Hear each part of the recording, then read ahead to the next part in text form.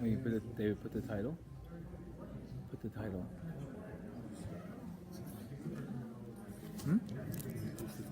Yeah. Put the title.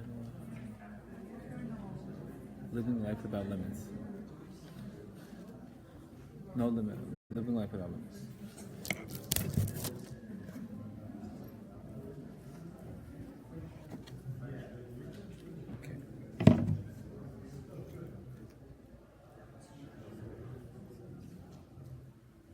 Okay, we're going to start. Okay, everybody, welcome to the Lighthouse. Thank you guys for coming from New York, especially the New Yorkers here. How are you, Gedale? How's everything?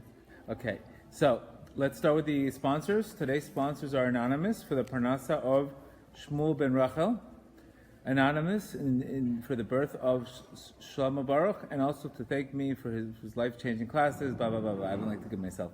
And thank you, Hashem, for giving me the energy. Refuah Shalema Menachem Mendel Bat Sarabatja.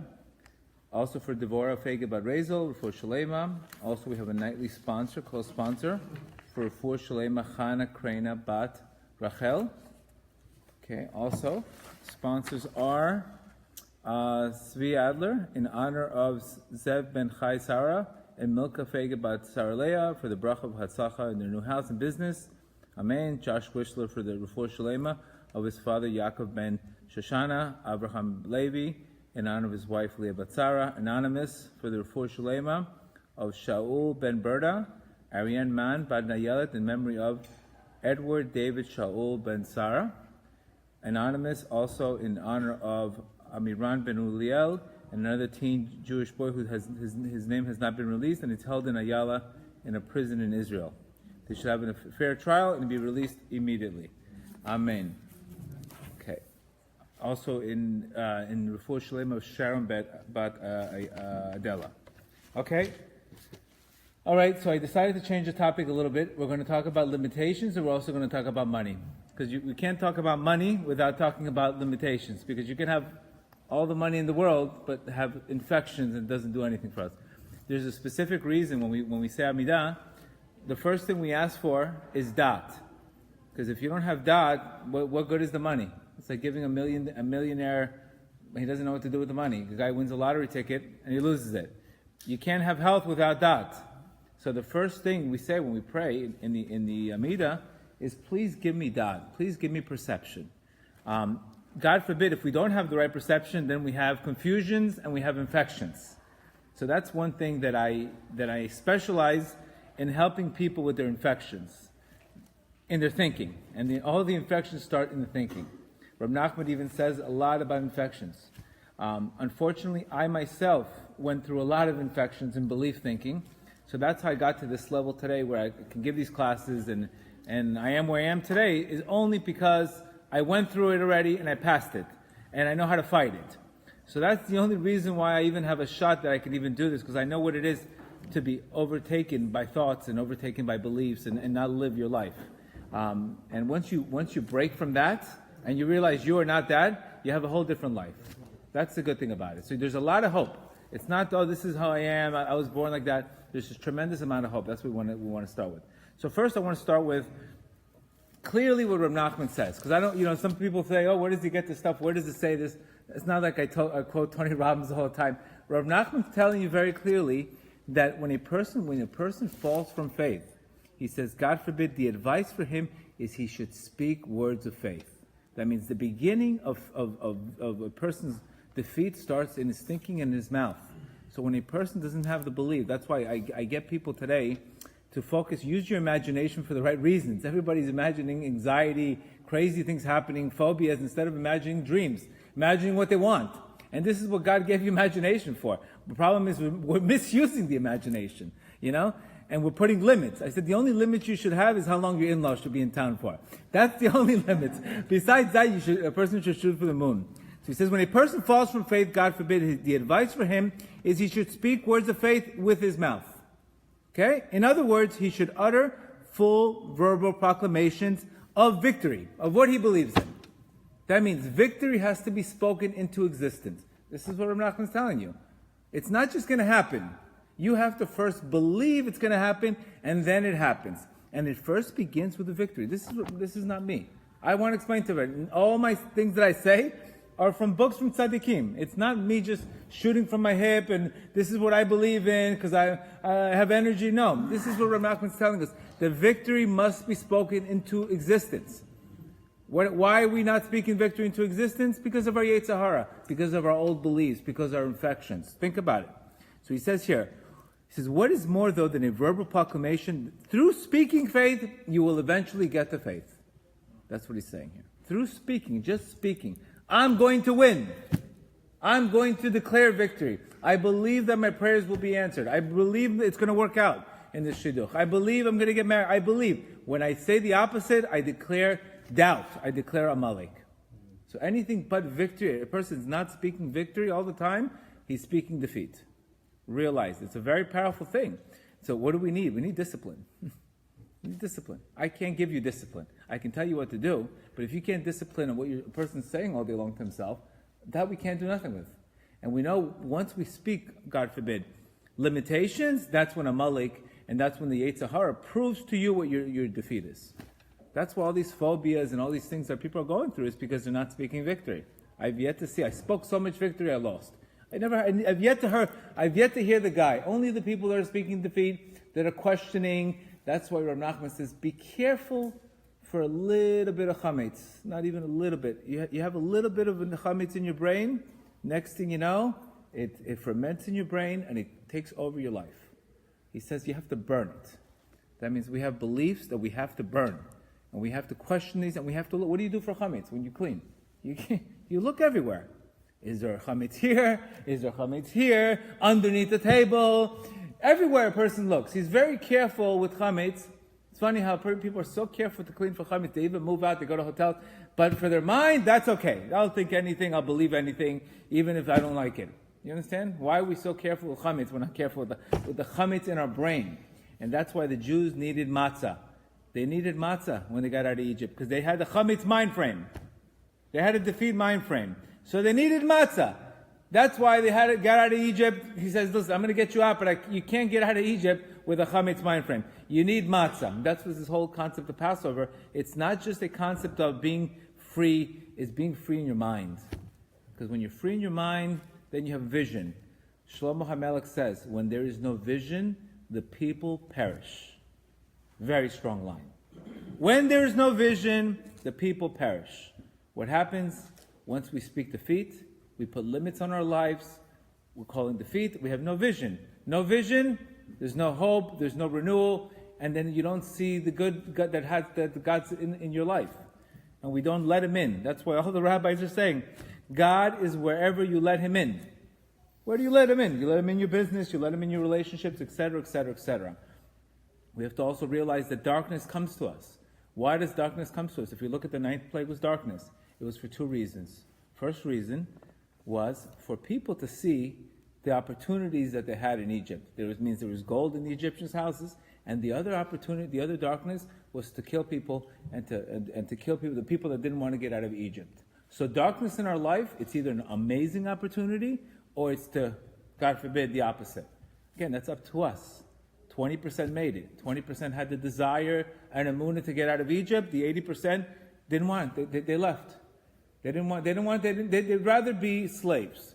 And that's something we cannot have, a slave mentality. Rav Nachman even says here that the purpose of a person is going through a struggle in his life is not so he can give up on his faith. Opposite. It's to give you character. Because you never appreciate the day until you experience a night in your life. When you experience a night in your life, you'll love those days. But if we don't appreciate the night, we'll never appreciate the day.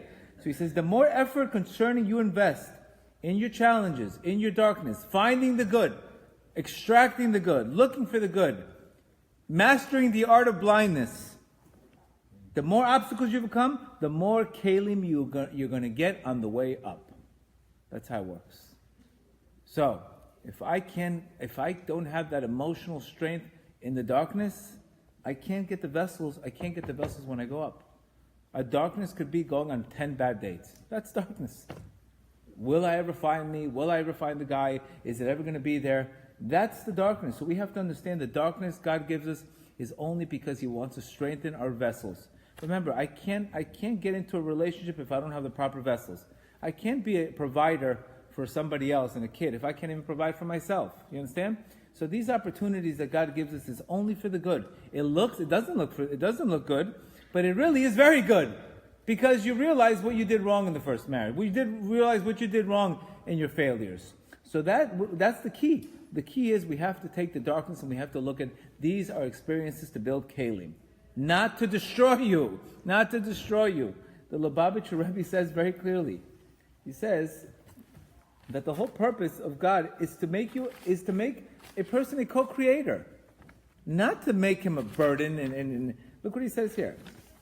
He says, God's whole advice, he says, a person is created to be a co-creator. A person has to have a confidence. He says here, trusting in one above does not mean waiting for miracles. It means having confidence that whatever you're doing right now is what God put you to right now. A lot of people have decision fatigue. They don't know how to make a decision. So the key is, who knows if it's going to be the right decision? The key is either the decision you're making is leading you to experience or success. One of the two roads a person has to take. So not making decisions, not doing anything, that doesn't really help the guy. So we have to turn our visions into decisions. Remember, I can have all the vision in the world, right? But I'm not making any decisions. You understand? What good is that? A lot of vision, but no decision. It's worthless. So we need the vision and the decision is where you invoke trust. So vision gives you the emunah, the belief, but I'm just a belief. Okay, now get to work. Now you got to make a decision. You understand? If we don't do that, automatically we put limits on our lives. And we don't want, because if we have limits, we have infections. We're going to talk a little bit about infections today. The Lubavitcher Rebbe says something very beautiful. He's saying here that the Arizal says, and I've said this all the time, I said this constantly. He says depression, anxiety, and pessimism, which is if a person doesn't have a ritual for success or good proclamations or talking success, automatically, if you don't go for what you want, automatically what you don't want is going to come. The Yetzer Hara comes to a person, unless he has a offensive strategy, automatically the Yetzer Hara is going to come to the person. And that's what he says here. Depression, anxiety, and pessimism damage the channels from above. That's what we're doing. We're actually damaging the spiritual channels from above. He says the Zohar explains that there's a lower world and there's an upper world. Our world is meant to receive from the higher world, but it's only according to your perception. You got that? Your state of mind. That's where the victory is. Where am I holding? What am I doing with the challenge? According to my state of mind is according to the vessels I produce in my life. So, if I don't have the dot to interpret things the right way, what happens to me, I'm going to get really stuck. And I'm not going to be able to draw that shefa down. Now, automatically, once a person has limitations, the first thing he's going to do is not be in his lane. He's going to start questioning the God. He's going to start questioning why things happen to why this person's successful, why that person's successful. Why did you put a blockage in your life? So that's why he's saying here, if we are glowing with joy and vitality, it shines upon us, but God forbid. If we wallow in depression and anxiety, then only we get the trickles. You get the leftovers. Everybody's getting candy, and you get the wrappers. It's up to us. Imagine a kid at the candy store, there's all this candy, he doesn't want to grab the candy, he gets the wrappers that the kid threw on the ground. That's exactly what happens. So the first thing I tell people, we got to change, we got to get out of this state, we got to get out of this funk, because you're not allowing the spiritual channel to match what you want down here. So it's very, very important that we can only do this by constantly renewing ourselves with the proper dot, with the proper intellect, etc. So remember, we have a vision, we have a decision. There's a great book called Fail Fast Often. And I love the book because it's Judaism 101. If I had that book when I was younger, I would have wanted to fail so quickly and get it over with. Because I can never get experience without failing. You understand? I don't want a midlife crisis at 45. I don't want a midlife crisis. I want to get it out of the way. You understand? If I know I have to fail fast often because the only way to get experience is through failure, then let me get it out of the way. I want to get the experience so I can have success. So he says in the beginning chapter something beautiful. He says that imagine somebody gave you, you inherited, say, $100 million they had for you in a bank account, but for 1 year, you have to be happy at a level 7. That means there's happiness at a level 10. But in order to get that money, the whole year, you have to maintain at least a level 7 happiness. What would you do? That's the same thing with our Creator. All we have to do is hang on in those rough challenges, and we get the shefa. So imagine how would a person, wouldn't he check himself? If I had this kind of money on the line, wouldn't I be very careful constantly what I'm thinking about? Wouldn't I be very careful what I'm doing? Because if it drops below 7, I'm finished. That's the same way we have to relate to God today. So it was a very powerful line, and he said, "Wow, imagine if we did have that." So remember, Reb Nachman says it is forbidden to speak defeat. It is forbidden to speak these words out of our mouth, because these words out of our mouth create klipot, create the other side to come. We have to ask ourselves, we say, is business dead? Never going to find somebody? It's never going to get better? We're going to talk about the effects that happens when a person says that to his wife. Shem Yarachem, what Rabbi Rush says. So we have to be very careful how we interpret that. Okay, so that's the number one thing, and the number one thing you have to realize, the reason why we're going through such troubles is because we're kings and we have rags on. That's what the Baal Shem Tov says. That the Lubavitcher said. We are walking like kings, but what happens? We put on rags. Why do we put on rags? For no reason. He's saying here that the Holy Shalom of Karlin said that the greatest deception of the evil inclination, it makes you forget that you're a son of a king. That's what the Yetzer Hara makes you do a sin, and then it tells you you're nothing.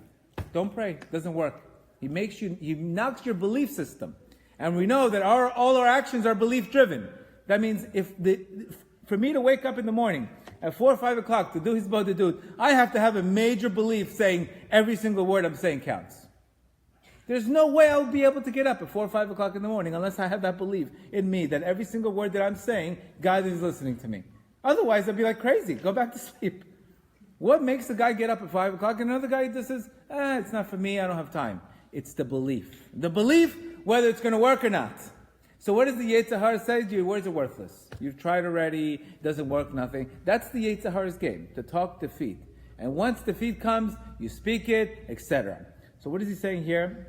I've heard from the Baal Shem Tov. The Baal Shem Tov was literally the one who started Chassidut. There wouldn't be Chabad, Breslov, nobody without the Baal Shem Tov. That's the pioneer. The Baal Shem Tov was literally had Chassidut.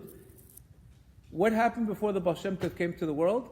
The biggest heretic came to the world, which was Shabbatai Tzvi. That means the Jews had the biggest darkness in history. They had a false Messiah that became an Arab. You imagine the guy people think he's a Mashiach. Next thing you know, he converts to an Arab. So they were completely down and out. There was no hope. There was no vitality. And then the Baal Shem Tov came to the world, and he brought a new rejuvenation of prayer. He brought a new vitality into spirituality, and he focused more on a relationship to God, which is what I speak about today.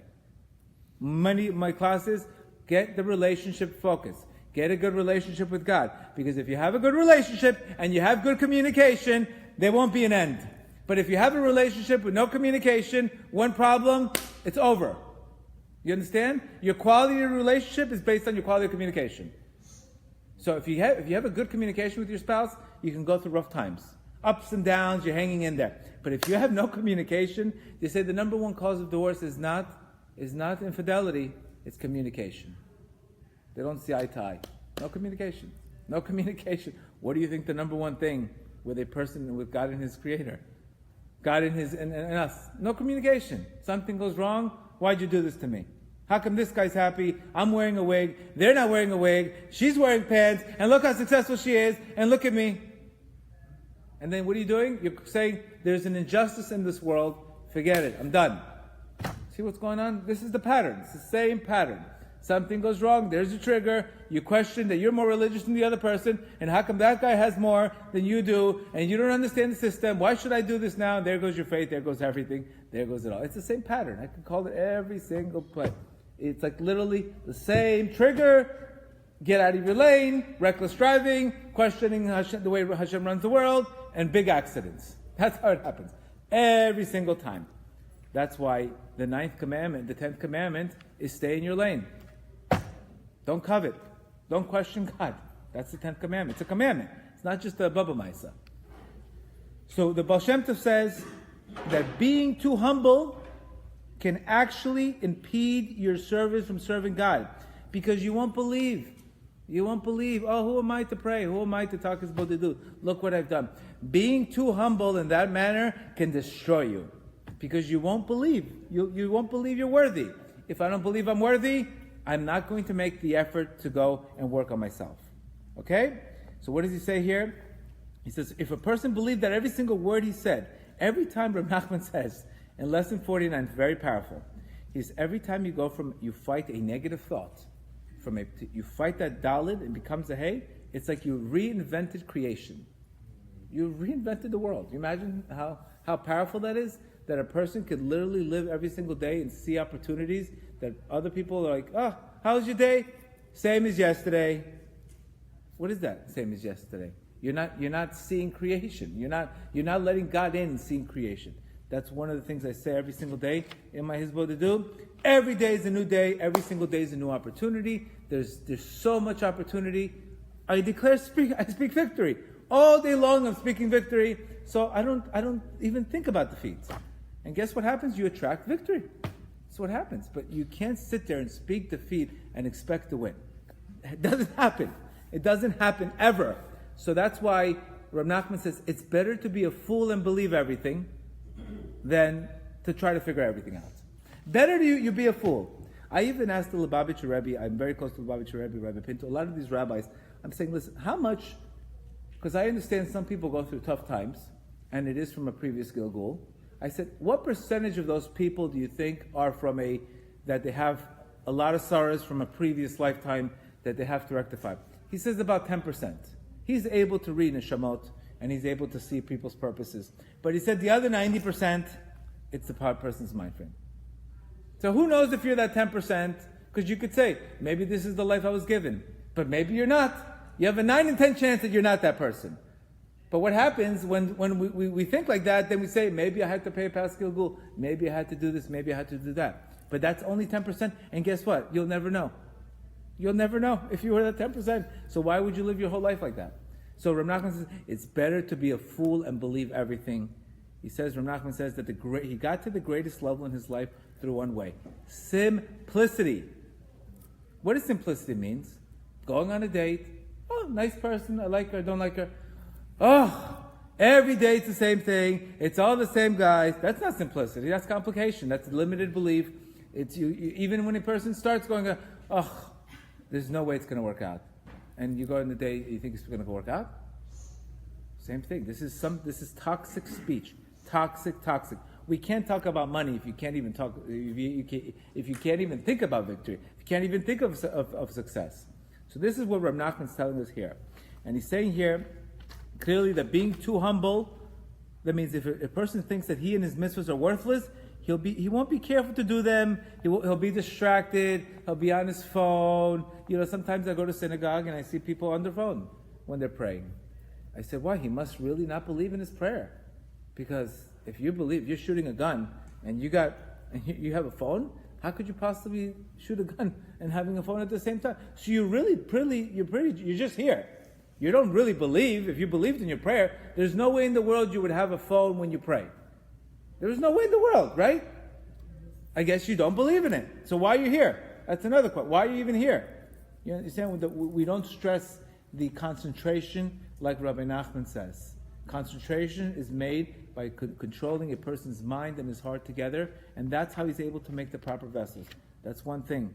Concentration. Specifically, when you want to go pray, you want to sit there and get the clutter out of your head. That's why we speak so much about doing his bodhidut before you pray, doing it in the morning, because you don't want to sit there and have these negative thoughts the whole day, and they tire and they exhaust a person out.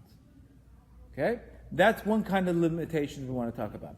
Second kind of limitations, but this is from Rabbi Rush. It's not my chidush. He's saying here, and this I've seen a lot. There's a lot of people are struggling shalom bayit, finances. Usually there's fighting in the house. There's a shalom bayit problem. It's almost the cat and the mouse, almost guaranteed. They're both always the same thing. And we know that peace is the vehicle for blessing, and it says that one fight chases away 100 opportunities. 100 opportunities. So a guy could say, I'm right, my wife is wrong. But what are you thinking about right now? I'm thinking about the 100 opportunities I'm losing. You're thinking about being right. That's not a game frame to win. That means if we don't have Torah in our life, then what do? Argue.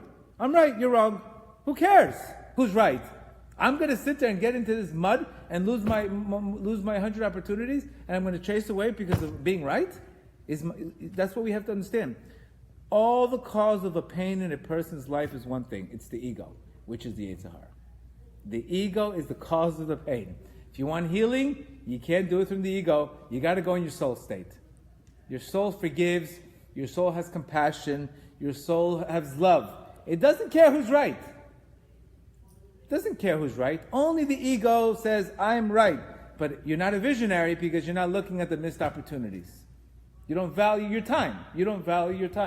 That's why one of the greatest books, 7 Habits of Successful People. Begin with the end in mind. That means, what do I want out of this? I want peace. Who cares who's right? So he says, a person's livelihood from above. That's again why I'm encouraging guys to get married.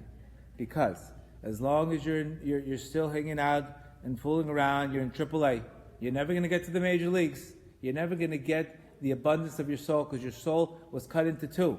That means you're living halfway. You're living half. Only when you get married does it become 1. The guys should be running after the girls to get married instead of the girls running after the guys. But they don't have the dot. No dot. They'd rather be distracted than focus on what's good for them. That's why I'm screaming to this all the time. But they don't have the dot. What are you going to do? And why do people suffer? One reason, no dot.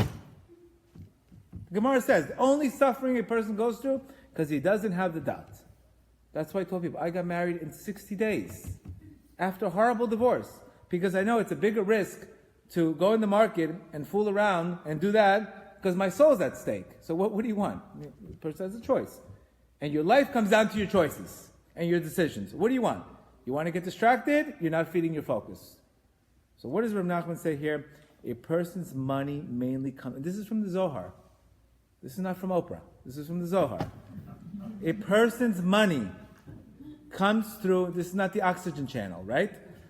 This is from the Zohar. You can put it in the ground. If the Zohar says something, Rav Nachman says, these are sources. This is not some made up thing. A person's money mainly comes through a person's spouse. This is in the Zohar. This means a man's money comes through the radiance of his wife's soul. Let's talk about what that means. Okay? Once I read this book and understood Rav Nachman's teachings, I changed my whole game plan on Shalom Bayit. Whole game plan changed. Because I don't want to suffer at work.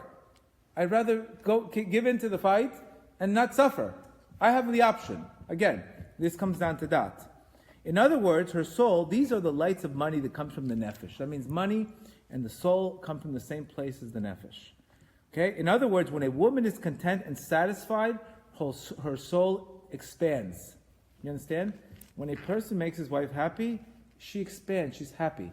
So what happens? Her soul expands, the place where money expands, and he gets the blessing. What happens when you show limitations and you argue about pettiness? You know what happens? Shrinks. Now she's saying, maybe he's not going to give, I have no more light. So now you're worried about money, she's worried about money, times 10. Good luck. There goes your Shalom Bayit, there goes your Parnasa, there goes it all. So Rabbi Rush was talking about that a lot of guys, they tell their wife, quiet, just have a munah, pray. No. It's your job to take care of the business. You're supposed to give light. She's not supposed to call the electrician and ask, go fix the light. You're supposed to go and figure out why there's a limitation in your life. That's what Rabbi Rush is saying. He's saying it's up to the man to figure out why he's not giving the proper light and why his wife is not expanding. When his wife expands, happy wife, happy life, there's the life for it. And I'm not promoting women or men. I'm giving you the sources for a person to win. So he says, therefore, there's no greater mistake than constructing the light of your wife's soul, because you're constructing yourself. And then what happens? You start fighting, and the fighting leads to shalom bayit problems, and the shalom bayit problems leads to et cetera, et cetera. Again, there's cases for divorce, but if a man knows everybody has a role. There's a reason why the guy's a center and another guy's a point guard. He's not supposed to get rebounds. He's not supposed to get assists. Everybody has a role in life, and you have to know what your role is in every marriage. And you have to know where am I holding here? Why am I suffering? If you do his bodedut, you get answers right away. You understand? His bodedut gives you answers. You don't have to go through confusion. So when you have no vision, you have confusion. If you don't know what the problem is, then all you have is infections and confusions and questions. And we don't want that. That doesn't get us anywhere. And we know all the answers are for us. So you're probably treating an issue that has nothing to do with how to fix your problem. The problem is being constricted. So now what happens is a lot of women, they lose the emunah in their husband's ability to provide. So there goes the emunah, there goes the soul it shrinks. So that's why there's such a light that a person has to constantly give. He has to be a giver. Woman is a moon, man is a sun. He has to be a provider, not just financially, but emotionally. When that doesn't happen, the wife shrinks to her soul. It's like a tree. And then you don't get the benefit of that. You understand? So, kol v'chomer, not being married. It's even an issue. Listen, you can't find the right person right away, but at least be actively looking and do everything you can to starve your distractions. So what happens? If a person he becomes very petty with his wife about every little thing and watches everything he does, she eventually will be contracted and she will not be happy. Doesn't mean that she's out for them. No, that's her essence. That's her essence. You have to understand what her essence is. Her essence is drawn from that same source as shefa, as money, etc. So when she sees, especially if she sees, the wife sees the guy looking other places, then she sees the light is going somewhere else. And then all of a sudden, she'll attack him because he focused on another light. You got me? And then, there goes the problem. So then the guy can come home, and he could say, I can't handle this woman anymore. It's too much for me. I can't take it. So what happens is really him that didn't give the light the proper way. Okay? So if we don't have this dot, unfortunately, we can really, and honestly, in most of the cases I know, this is the issue. It starts with a majoring in minor things is the greatest thing. Instead of making your wife happy, you're majoring in stupidity. Majoring, why'd you spend this? Why'd you spend that? You major in minor things, you have a small mind, we get nothing at the end of the day. So, that's very, very important. Again, it's not to sit there and we just have to know, okay, I have to work on it. Don't be upset about it. You understand, I didn't have the dot. Remember, I've been in Breslau for 18 years. I've listened to 20,000 hours of tapes and I have 7 Breslau rabbis. So I make sure that I'm focused and I get all my answers. Because at the end of the day, you can toil one way or the other. I'd rather toil in learning than toil at work. Either way, you're going to toil. You understand? A person's born to toil. You can either toil this way, then the other toil will go away.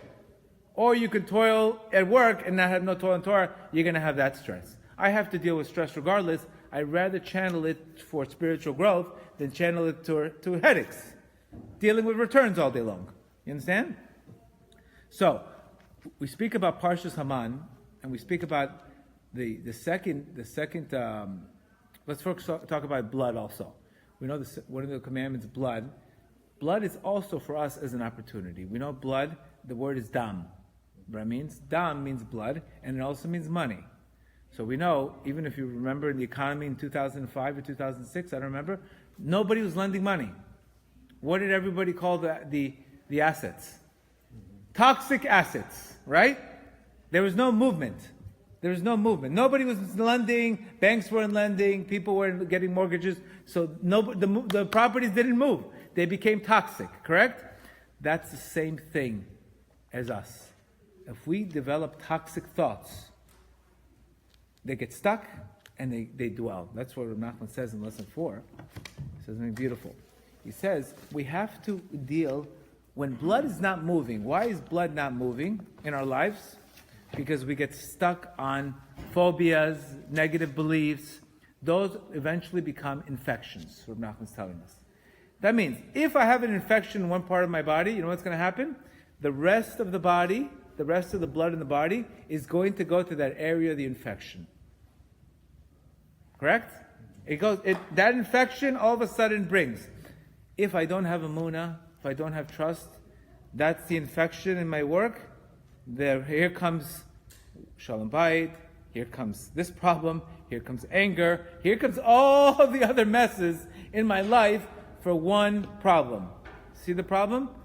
People are trying to fix other issues when they don't realize the problem is the infection. What's the infection? The infection is not believing, not trusting. That's the major infection. So now Rachman says here that healing a wound first begins, you have to open up the wound first. You can't just try to heal a wound without opening the infection. We have to do, the first thing we need to do is we need to see where is the infection in our lives. I would say that a lot of people, one of the biggest infections, I think we have 6,000 people in the WhatsApp group. I've seen hundreds of patients in my rehab, etc. And one common trend across the board is failure, I'm a failure. Instead of saying I failed, I'm a failure. They don't separate the two. You understand? They don't go into a new marriage. Oh, I got divorced. I failed my first marriage. Maybe it'll happen again. So all of a sudden they say I'm the failure. So they lose their self-worth. See?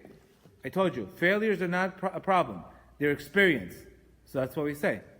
Just say you have a master's in communication, master's in relationships. Don't say I have a master's. I have more experience. Making the separation between that and that. That means if we get stuck on these limited beliefs in the past, right, they become infections, Rav Nachman say. And we have these phobias in our head, and these phobias, unfortunately, don't allow us to live life. They take over your life. It becomes, for example, I know a person, she grew up in a very hostile, we're not going to say the joke, everybody knows what I'm talking about, a very hostile, limiting belief household, and their parents were constantly worrying about money all the time. So the minute she's dating, all of a sudden, are you sure? Where do you work? What do you do? She's already getting the guy's credit score. Before on every date, she's Equifax. She's running the guy's credit, and the guy's, I barely met you. How could you run my credit? I barely met you. She had such a fear because her parents had that issue, she had that belief in her head that it's going to be like that. Make sure your husband, he can run out of money, and this and this. So she's living an anxiety life for no reason. This guy has nothing to do with the way you were living. Same thing. We pick up these beliefs when we're small. These negative beliefs based on your childhood that eventually they can sabotage relationships. Or people went through childhoods that had so many highs and lows that they can't be in a marriage without having highs and lows. So what we'll do when things are calm? Self-sabotage. Let's sabotage things for no reason because things are too calm. If something's calm, maybe it's not real. These are the things that we have to realize. Unfortunately, it's all old beliefs. We are not that. So these are the biggest infections that we have today. So what do we need to do? We really need to dig down deep because this infection, unfortunately, doesn't allow a new day to us. And it creates infections. And what happens? What are the infections? They clog up the whole body. One of the reasons, it says, when Moshe Rabbeinu raised his hands, they won the war. When he lowered his hands, they lost. So what happens once we have infections, the first thing that go is we have no vitality. We have no renewal. We have no refreshness, which is what you need. And what happens? Your hands go down, you become slumber, and there goes a person's, his state becomes very negative, very pessimistic. So that's something we have to understand. So what does he say here?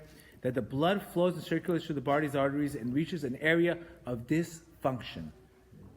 What does Rav Nachman say here? This is the dysfunctional thinking. These are the dalits in a person's life. Dysfunctional thinking. We need to question our thinking. We need to question everything about our thinking patterns. We need to question, why do I do this? Why do I procrastinate every time? Why do every time I see this person, I get nervous? Why do I do I need to go into my life and take a video of one day, and I need to be a third party and look, why do I do this when I do that? Why do I procrastinate? Why do I do these things? And if you realize, I did this, by the way. When you realize, oh, I know why I do that. I do that because of an old belief. Okay, new belief. Talk to Hashem about that belief. Change that infection. I can't be free unless I have all these, unless I go to the infection and fix it. Another segula Reb Nachman says to clean blood out is charity. That means before you have a specific struggle with something, what should you do? Give money. Because what does money do? Money's blood. Blood moves the blood around. You donate blood. You donate money. What are you getting when you get blood? New blood. Your nefesh, your soul, is in your blood. You get a new renewal. So when we give charity, if I'm stuck somewhere in my life, first thing I do, here you go. I'm giving tzedakah. Because there's I made a dysfunction. Something I did, I made a mistake, and I created a cloggage in that area. So what do I need to do? I need to give tzedakah. That's why it says tzedakah will save you from death. Because what happens? Once blood becomes stagnant, it becomes toxic, and toxic acids, toxic blood, nothing moves. And that's where sicknesses come. So what do we need? That's why gravity to people have to move. Move the blood around, move the thinking around, move etc. So this is all we have to realize. The first thing I tell people, I see the same pattern every time. For example, I know a lot of people that are going into business deals, and right before the deal's about to close, they worry, oh my God, it's not going to go through. I said, are you crazy? Why are you saying this? Why would you focus on something you don't want to happen? Because he said it the past 10 times. So if you go there and you say the deal's not going to happen, right before the deal, guess what happens? The deal doesn't go through. So you can sabotage your whole success in life because of these dysfunctional patterns. And if a person doesn't spend time in himself to where is my dysfunctional pattern? Where do I need to do? Where do I need to fix? Once you fix that pattern, you free up the blood circulates, and then you have new vitality. Tzedakah is one way to do that. That's why tzedek means justice. When you add the hey, tzedakah, it takes it from tzedakah, tzedek, to hey, tzedakah. What are you doing with the hey? You're bringing Hashem back. It's very important. Another thing that I've been seeing, today is Parshas Haman this week, is Reb Nachman says here in the Likutei Halachot that money is nothing but a test. Sometimes we say business is Moses. One has nothing to do with the other. Right? A lot of people believe that. I go to shul, but at work, I got to do what I got to do. Absolutely not. Saying here, God said to Moshe, behold, I am raining down from you bread from heaven. Let the people go out and gather what they need for each day. There's a big lesson here, what he's saying here. Each day, let them gather. What does that mean, each day? To say each week, each month, that God wants to be your sustainer. He doesn't just want to be your creator. That means you need to create a relationship to sustain each day. Because if I don't focus on each day, then I have anxiety, etc. So each day means I'm getting tested to see, am I present? How am I doing business? Am I present? Why are you so tired? No, yesterday I didn't make any money. What does that have to do with today? So if you live life like this, you see the world brand new, your relationship brand new. There's a great quote. If you do what you did in the beginning of the marriage, there won't be an end. If you did what you did in the beginning of the relationship, there won't be an end. Why is there an end? Because we don't do what we do in the beginning of the relationship.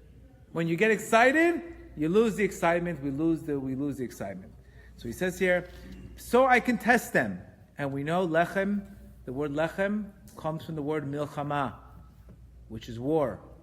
What does milchama also means? If you want to win the war, you got to be a melech humble. Humble. What is humble? If I fail 7 times, I get up. What is humble? Patience. I could say my life, one of the things I had to work on is patience. Patience was my killer. And that was my major infection in my life, was patience. And I lost so many opportunities in my life because I didn't have patience. When we don't have patience, you know what it becomes? Anger. What is that? What is after patience? Anger. So what is a person not patient saying, Hashem, I don't like the way things are going at your pace. We need to make it at my pace. If I could tell you, sometimes doing nothing and just waiting was the key to everything. Just waiting.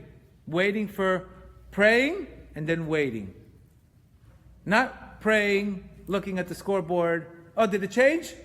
That's called a transaction. Praying and being patient. Because patience is emunah. And because when we sin, we don't have patience. Now we have to wait with patience. You see the problem?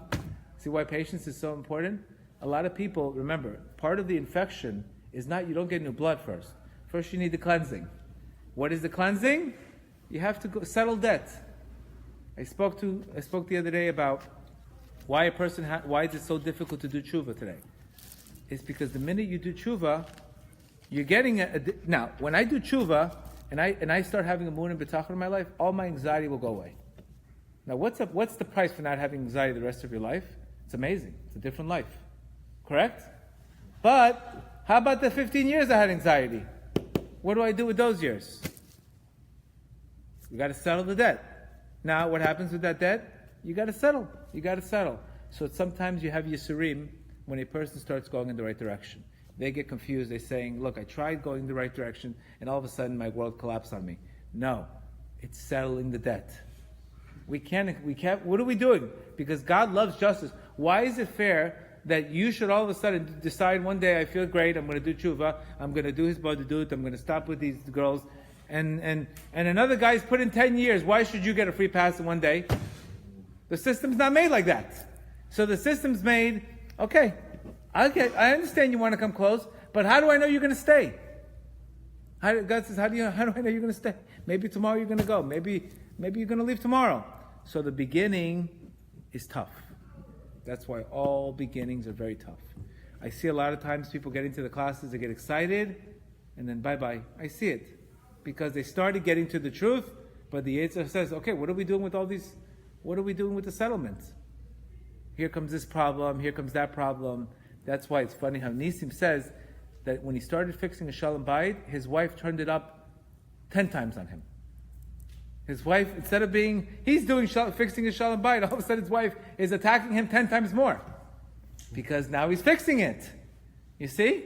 When in the beginning you do something, but you have to settle the debt. Now, you can settle the debt at 10 cents on the dollar through happiness and accepting it with love.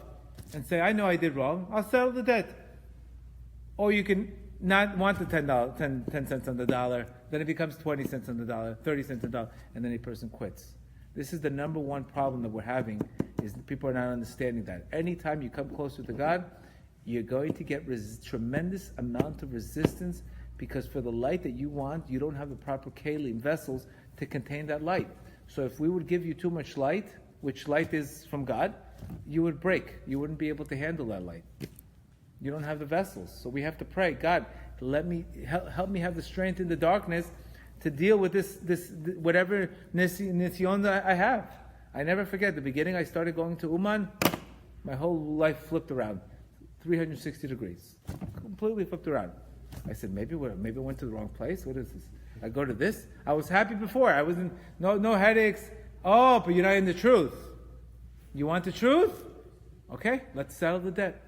And here comes the debt. So what do we need to do? We need to have resilience in those dark times. And there is a waiting time. I can't say it's the same for everybody. One guy's been off the derech for 10 years. He's going to pay a little more debt than the other guy. Another guy's off the derech for 1 year. He's got a different deal. Everybody gets a different deal. Period. But you have to settle the deal, because God loves tzedek, but He loves Israel more.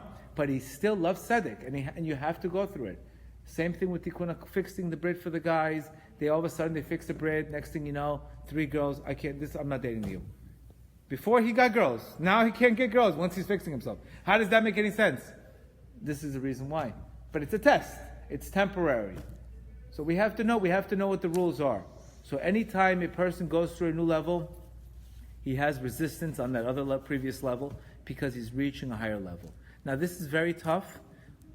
And you have to have emotional stability, and you have to have emotional stamina, because some of the dark days will conquer you, and they'll take over you, some of these dark days. But you have to realize the day passes. But you're going the right way.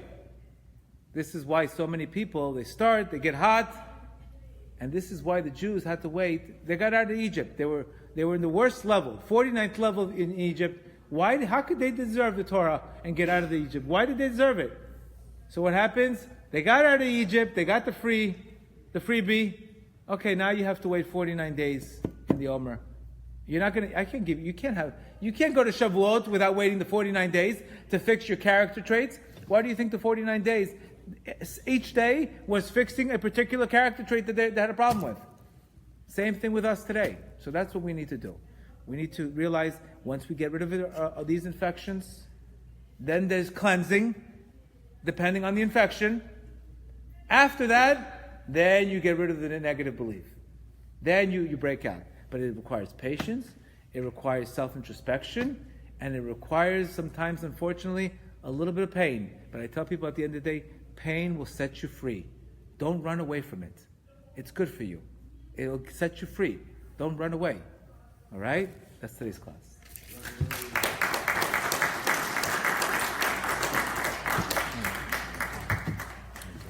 Thank you guys for coming. Thank you. Thank you. Okay, good. Thank you so much. Thank you. Thank you.